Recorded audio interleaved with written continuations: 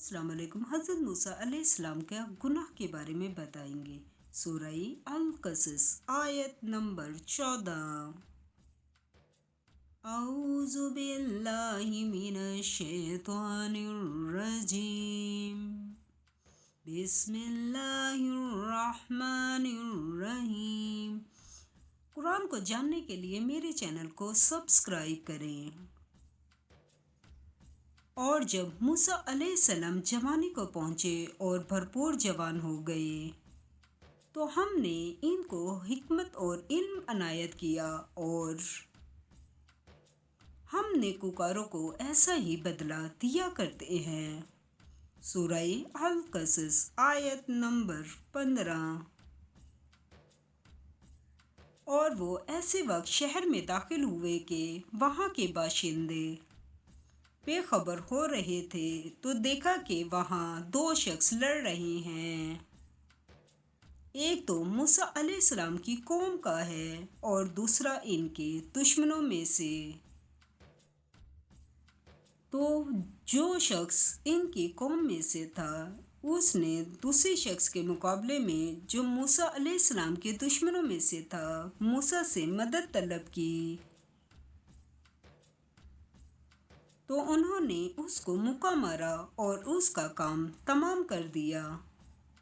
कहने लगे कि ये काम तो अगवाई शैतान से हुआ। बेशक वो इंसान का दुश्मन और सरे बहकाने वाला है। सूरह अल-कसस आयत नंबर 16। बोले कि ए परवरदिगार, मैंने अपने आप पर जुल्म किया तो मुझे बख्श दे। तो खुदा ने इनको बख्श दिया।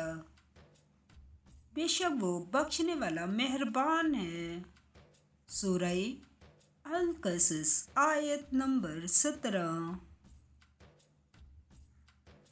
कहने लगे कि ए परवरदिगार, तूने जो मुझ पर मेहरबानी फरमाई है मैं आइंदा कभी गुनाहगारों का मददगार न बनूंगा।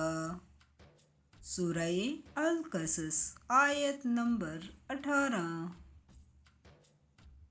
अलगर सुबह के वक्त शहर में डरते डरते दाखिल हुए कि देखें क्या होता है तो नागहां वही शख्स जिसने कल इनसे मदद मांगी थी फिर इनको पुकार रहा है। मूसा अलैहिस्सलाम ने इससे कहा कि तू तो सरे गुमराह है। सूरह अल-कसस आयत नंबर 19। जब मूसा अलैहिस्सलाम ने इरादा किया कि इस शख्स को जो इन दोनों का दुश्मन था पकड़ लें तो वो यानी मूसा अलैहिस्सलाम की कौम का आदमी बोल उठा कि जिस तरह तुमने कल एक शख्स को मार डाला था इसी तरह चाहते हो कि मुझे भी मार डालो। तुम तो यही चाहते हो कि मुल्क में जुल्म व सितम करते फिरो और ये नहीं चाहते कि नेकूकारों में हो। सूरह अल-कसस आयत नंबर 20।